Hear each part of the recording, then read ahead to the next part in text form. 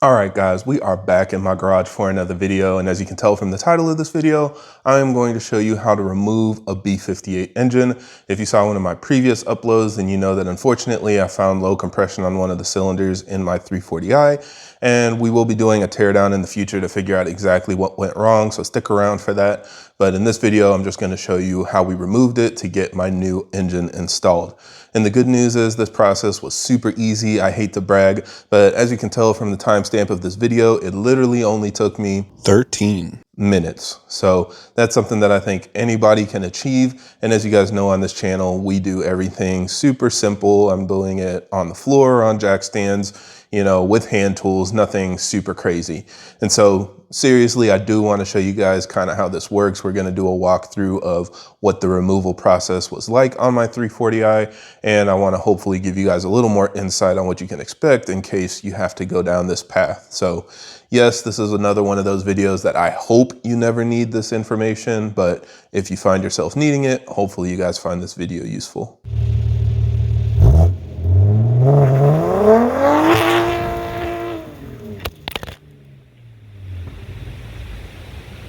Now, as always, for everybody that's new to the channel, I create these videos to help keep you updated on the latest developments in our community, as well as discuss technical topics so that we have a better understanding of how our engines work. So if you're interested in more videos like that, be sure to subscribe because there will be a lot more coming out in the future.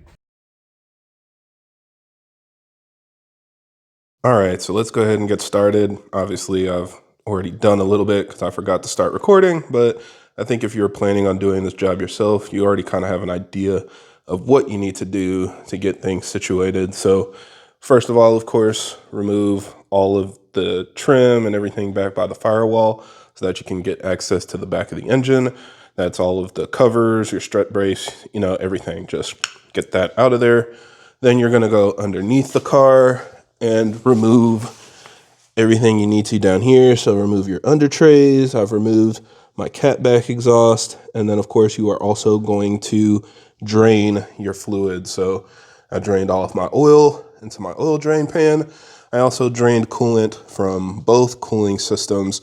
Make sure you pull the lowest hose from both of the radiators, and that will allow you to drain out as much coolant as possible. Keep in mind, you'll never drain all of the coolant. It's just impossible. So go ahead and kill that dream now. But the more you drain, the less of a mess you're going to make. So that's why you pull the lowest hose on the radiator to get as much coolant out as possible, and just get a big bucket because it'll be a couple gallons of coolant. So once we've gotten to this point, we're more or less ready to start removing the bolt-ons and the trim so that we can actually access the engine. Now, the way I decided to pull the engine is by pulling it out of the front of the car. If you have a lift, yes, you can drop it out of the bottom, and technically that's the way it's designed to be removed. But in my garage on jack stands, it's going to be much easier to pull it out of the front. So here you see me removing the front bumper. There are a bunch of screws all the way around the perimeter that need to be removed, and then the bumper just pulls off. Just be careful and make sure you unclip the wiring harness before moving it out of the way. Next, remove the foam from the crash bar. It pulls out on the driver's side, then slides over to the passenger side to release it from the front clip. On top of the bumper area, we have the radiator support. Again, it's just held in by a bunch of Torx screws that need to be removed, and then unclip the retainers on each side that pull up and out of the way. The crash bar is held on by 2 long E-Torx. You may need to remove the headlight a bit to get them all the way out, and then the crash bar itself just pulls out towards the front of the car. Next, we have all of the front end trim, ducts, and shrouds that need to be removed. They are all just clipped into position with trim screws or push pins. Take your time removing them and pulling them out. I cover a lot of this in my CSF heat exchanger DIY, so reference that if you need all of the fine details, but when you're looking at it, it's pretty straightforward. This top shroud requires removing the passenger side intake snorkel first to get it off. So that's what you see me fighting with here. But once you pull it all out of the way, the front duct just pulls straight up and out. Keep in mind it has slots for the cross brace that allow it to be released pretty easily. Next, you'll remove the cross brace itself. It should just be held in with 2 more bolts. And then I started pulling out the lower center duct and the brake ducts. Just remember the brake ducts on the driver's side also has the ambient temp sensor attached, so you'll need to unplug it. I decided to take a break from the front end to remove my bolt-ons. This is mostly for clearance because the front is pretty tight. So remove whatever makes sense to you, but in my case, I decided to remove pretty much everything except for the turbo. So I unbolted the intake, the turbo inlet, and the charge pipe first, and then we moved back to the front end to clear way for the engine. The fan shroud comes out pretty easily with all this space.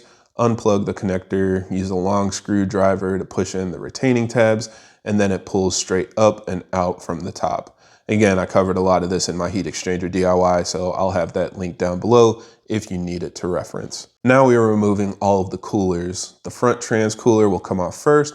If yours is stock, then it'll be clipped into the heat exchanger, but with my CSF heat exchanger, I have their mounts to keep it in the factory location. So I removed the screws that are holding it up and then disconnected the coolant lines behind it to pull it out. And don't forget to have your bucket ready because a lot more coolant comes out from here. It's gonna keep coming. So if you ever expect all of the coolant to come out in one go, you're gonna be sadly disappointed. Just put your pig mat down and be prepared for it to continue leaking out. Now we're gonna disconnect all of the coolant hoses going to your heat exchanger and radiator. You should have between 4 or 5 depending on your options, but G series like the 540i and X5 will also have them in slightly different locations. Just go around on both sides and make sure they're all disconnected. Then remove the upper and lower covers. Each of them have 2 Torx screws holding them in place, 1 screw on each side. And then the radiator and the heat exchanger just pull straight up out of the top from the shrouds. For this part, I removed my intake manifold because I wanted more space to see the coolant lines and wiring harness connections underneath. I realized later I didn't have to do this, but if it's your first time, I recommend it. It just gives you a better frame of reference for all of the plugs and connections when you go to install the new engine. And if you do have to swap any accessories over, then of course this just makes it easier. Thankfully, my new engine came with everything other than a turbo and alternator, so I really ended up not having to do all of this. Now it's time to start removing all of the auxiliary components that you want. Again, this isn't required, but it does add clearance and makes the job easier, so I recommend it. I pulled the alternator since I knew it would have to be swapped over anyway. I removed the wiring harness at the DME connections because my new engine came with a wiring harness. That did end up being its own challenge, but I'll go into that in the future installation video. Then I removed the DME and power supply module for clearance. I just pulled them straight up and out from the DME mount. And then we moved back up front and it was time to pull the AC compressor because I didn't want to have to drain all of the refrigerant and then have to refill it when I installed the new engine. So I pulled the compressor off while keeping all of the lines attached. This allowed everything to stay connected to the car. So there were just 2 screws and then I lifted it up and moved it off to the side. Then I removed the DME mount that's held in by 2 screws. And at that point I realized the water pump pulley on my new engine was actually damaged. So I removed the water pump to transfer that over as well. It's only held in by 5 screws, so simple enough. And although it was pretty tight on there, I did have to pry it off a bit to get it released from the engine. And of course, again, more coolant came out. This is actually the only issue I ran into. If you didn't know, this loop on the front of the engine is designed to allow the engine to be supported from up top. The engine hoist and leveler I bought didn't actually have clips to hook onto the engine, so I grabbed a couple that I had and thankfully it fit through the loop on the front. However, the loop at the back is actually behind the intake manifold. It's cast into the engine block, and back here you can see the thickness of the casting. It was actually too thick for the same clip to fit. So here you can see it just kind of got stuck when I was trying to slide it on. So this was the hook that I ended up finding that could fit. I just got it from my local Home Depot. So here you can see the packaging and the part numbers in case you need it as well. And then I was able to slide it onto the front and rear loops pretty easily. So this is the one that I recommend. Now this is important because we're finally ready to remove the mounts. So yeah, at this point we just need to hook the engine and support it so that we can start unbolting the nuts holding the engine onto the engine mounts. Then we get under the car and it's time to remove the transmission from the drive shaft as well as the transmission mounts. It's super easy. You've got 3 bolts holding the drive shaft onto the trans and 4 bolts holding the transmission onto the mount. But if you need more guidance on that, check out my clutch install video and I show you everything you need to access that. Then with that removed, it's time to grab every extension you have in your toolbox and maybe a couple from your neighbor. And we're going to drive this all the way down to loosen the nuts holding the engine onto the mounts. With enough extensions, it's actually pretty easy to reach and it's not too tight. You can get it on at a direct angle, so you should be able to get it off with a standard socket wrench. And now it's time to actually lift the engine out. And I started trying to do this with the hood on, but boom, the engine hoist started hitting. So I ended up removing the hood. It's held on by 4 1/2-inch screws. There's 2 on each side. Loosen and remove those, and also disconnect the windshield sprayer connections that's under the hood. And then the hood comes straight up and out of the way. Now with the extra space, it's just kind of a trial and error process. This is something that everybody runs into, so don't feel bad, but you just don't want to force it out. It's basically going to start pulling on whatever you forgot to remove. If it does feel like anything is snagging, of course, get under the car, look around and figure out what's holding it up. In my case, I forgot to disconnect the ground strap that's connecting the transmission to the body of the car. So that was really holding it up. But once I got a little more wiggle room, I was also able to access the crank sensor harness for my reflex. If you guys remember my plug and play video, you know just how hard it is to access this in the installed position. So I was very happy to remove this with the extra clearance I got with the engine lifted up. Then also the vacuum line that connects to the firewall needs to be removed. So definitely don't yank this out or you'll have a very bad time. But yeah, just be careful. And as you lift the engine up, tilt it back. That will give you a lot more clearance to get everything up and out of the way.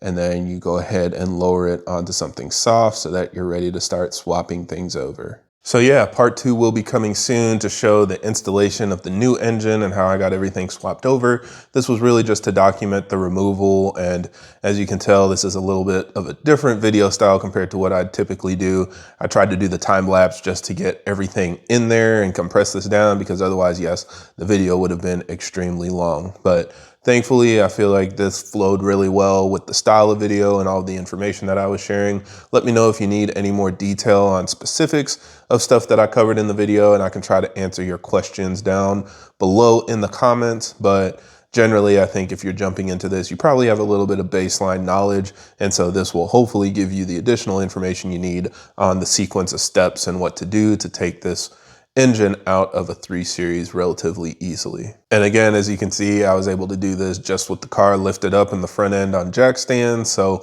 I do think this is something that you can accomplish in your garage. Thankfully, I've got a little bit of extra space to fit everything, but outside of that, you know, with just some hand tools, you should be able to remove a B58 engine. So yes, it would be a lot easier with a lift, but not 100% needed. And hopefully this gives you the information you need in case you do need to do this in your garage. So for now, I think that's it for this video. Thank you guys for watching, and I hope this helps. And if you have any other questions or comments, leave them down below.